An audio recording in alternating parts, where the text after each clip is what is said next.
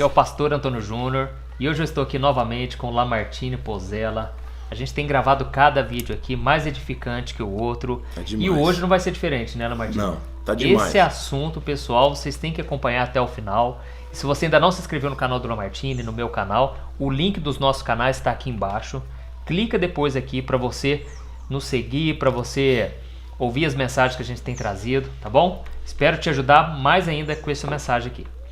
Olá, Lamartine, uma coisa que eu sempre questionei, eu já tenho uma visão e eu acredito que a sua é muito parecida, mas eu acho que é importante a gente falar disso. O que aconteceu depois que Jesus morreu na cruz?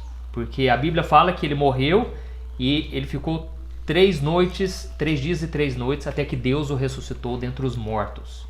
Eu sei que, lógico, a Bíblia não dá detalhes, mas tem uma passagem bíblica aqui em 1 Pedro, capítulo 3, o versículo 18, que diz algo muito interessante. Cristo morreu uma vez pelos pecados, o justo pelos injustos, para conduzir-vos a Deus, morto sim na carne, mas vivificado no Espírito, no qual também foi e pregou aos espíritos em prisão, os quais noutro tempo foram desobedientes, quando a longanimidade de Deus aguardava nos dias de Noé, enquanto se preparava a arca, na qual poucos, a saber, 8 pessoas foram salvos através da água.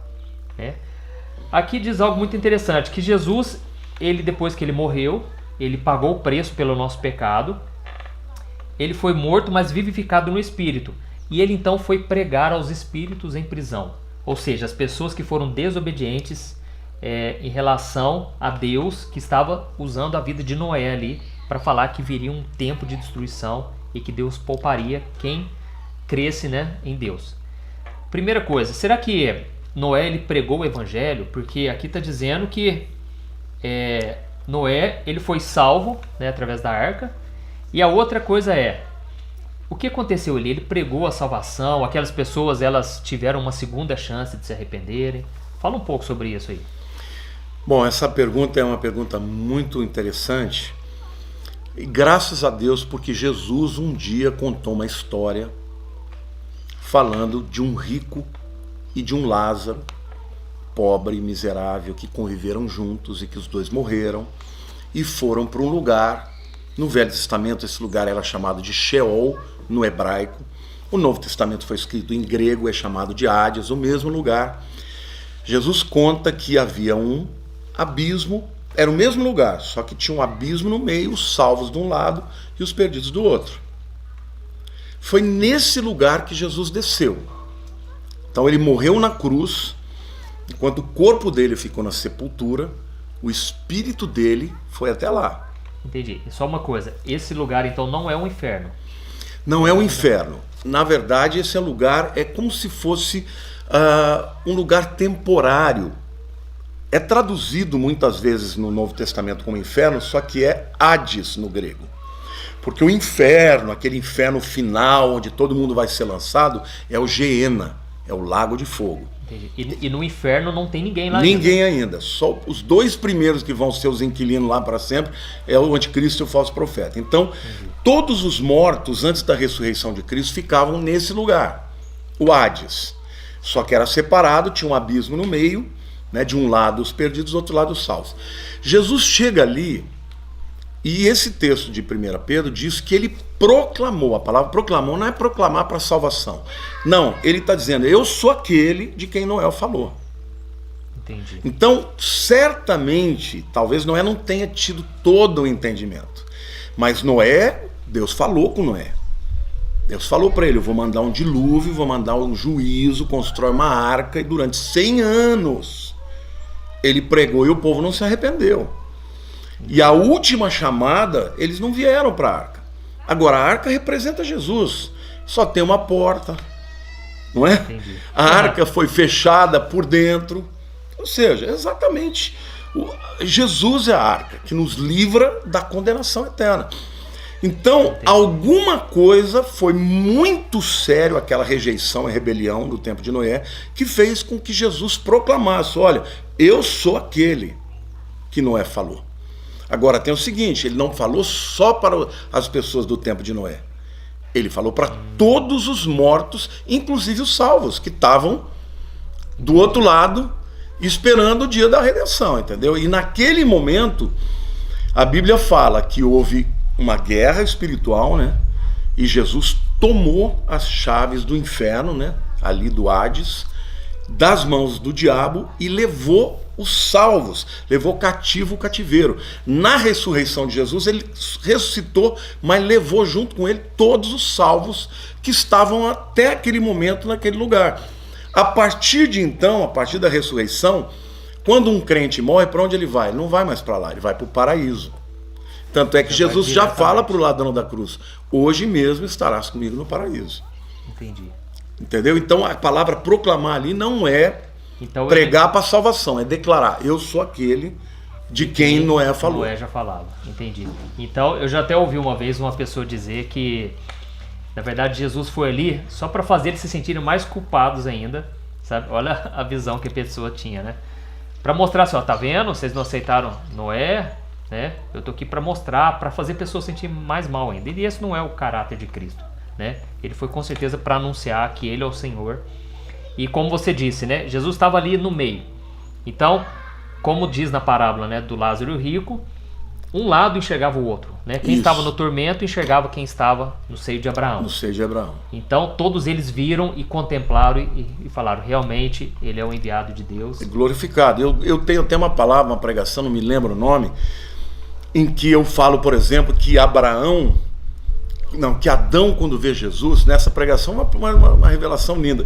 Eu falo que Adão olhou para Jesus e falou: ele é aquele que não pecou como eu pequei. Eu fui o primeiro Adão, pequei. Ele, o segundo Adão, não pecou. Aí eu falo que Abraão falou: não, ele não é só isso não. Ele é aquele que morreu para que Isaac não tivesse que morrer. Fico arrepiado. Olha, entende? É essa proclamação, de um lado, trouxe muita culpa, mas de outro lado, trouxe glória.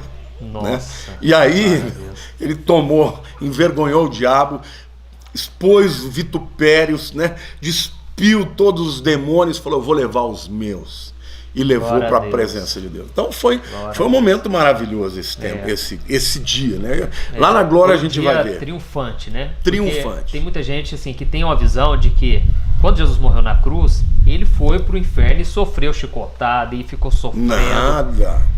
A gente tem que entender uma coisa. A Bíblia diz que ele se fez pecado por nós, mas ele não assumiu. Ali na cruz já foi o castigo dele, né? Isso. O inferno para Jesus, Juninho, foi a cruz.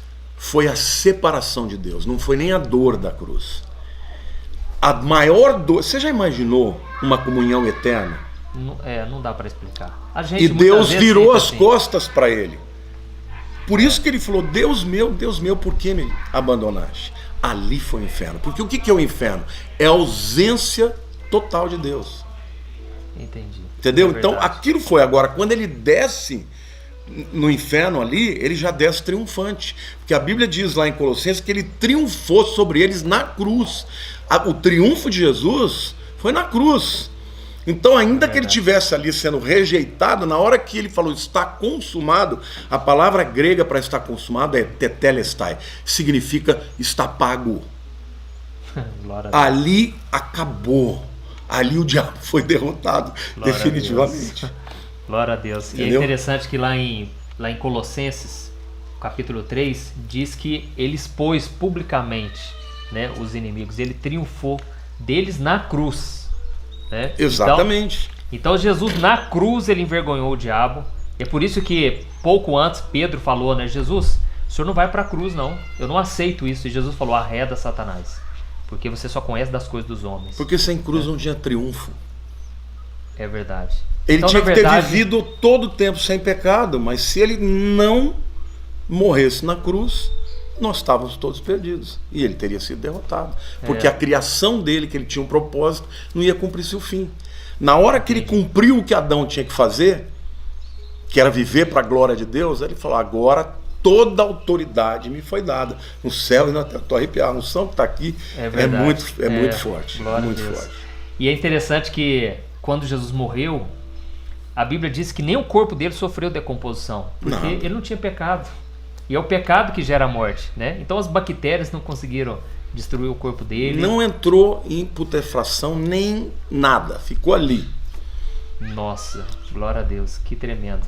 Então é isso, irmãos, nós precisamos tirar essa ideia, sabe, lógico, o sofrimento aconteceu e é importante a gente se lembrar, né? Nunca nos esquecer de que Jesus sofreu, mas hoje o cristão ele deve viver muito mais pensando na ressurreição, porque o preço já foi pago, deve ser somente uma lembrança, né, do que ele fez por nós, até mesmo, né, quando a gente celebra a ceia do Senhor, é para a gente se lembrar, nossa, nós não merecíamos. É uma coisa que eu sempre penso quando eu estou participando da ceia.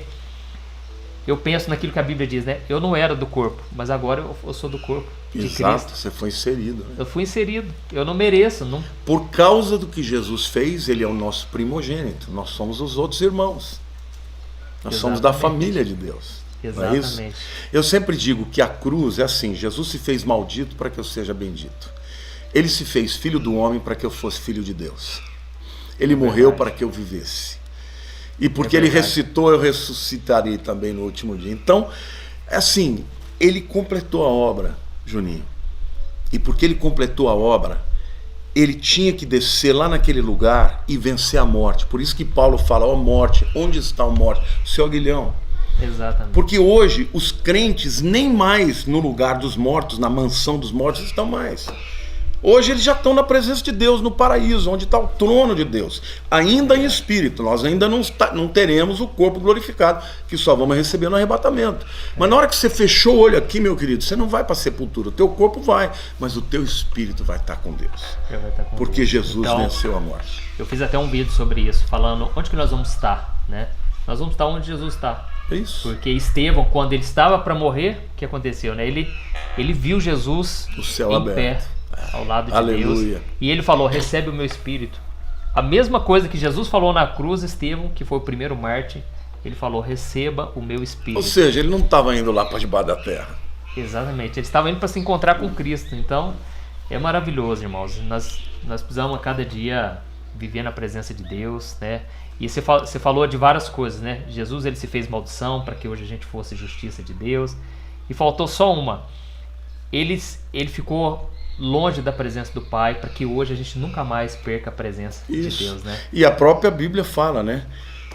Tendo, pois, intrepidez, aproximemo-nos confiadamente pelo novo e vivo caminho que foi proposto por Jesus, pelo seu sangue, através do véu que é o seu corpo. No dia que Jesus morreu, que ele expirou, o véu do templo dos santos foi rasgado de cima para baixo, não de baixo para cima. Deus rasgou, porque agora o Santos dos Santos está disponível para todo aquele que crê em Jesus. Glória Todos nós podemos estar na presença dele. Aleluia. Irmãos, é maravilhoso, por isso que nós estávamos conversando aqui agora mesmo. Nós precisamos nos aprofundar, porque é tão tremendo, né? Às vezes a gente perde tempo com tanta coisa boba, com tanto assim detalhes pequenos, né? Principalmente, né, no nosso meio, às vezes tem disputa de igreja, sabe? Nós somos o corpo de Cristo e eu tenho certeza que quando a gente estiver na eternidade, eu acho que nós vamos ficar adorando. É por isso que a gente não vai se cansar, porque nós vamos sempre se lembrar do Cordeiro que morreu por nós. Lá no céu não vai ter lugar para nenhuma estrela, só Ele. É verdade. Vai ser o motivo, porque embora a gente vai saber, né, que Ele nos ama e tudo, nós não vamos esquecer que nós éramos pecadores. Exatamente. E que a gente nunca vai merecer o que Ele vai nos dar, né? O acesso à glória, à presença, à plenitude. Então, eu acho que esse é o que Deus espera de nós hoje, Juninho. Eu já quero, a Bíblia diz, né, que todo joelho se dobrará, e eu já quero agora, né? Dobrar agora já. Só quem já sentiu a glória de Deus, a presença de Deus, sabe que esse mundo não nos compara a nada, né, do que é eterno. Então é isso, irmãos, espero que vocês tenham gostado. Vamos trazer mais mensagens, então clica no link que está aqui embaixo do vídeo, se inscreva nos nossos canais, tá bom? Deus abençoe e um grande abraço. Beijo para todo mundo, fiquem com Deus. Amém.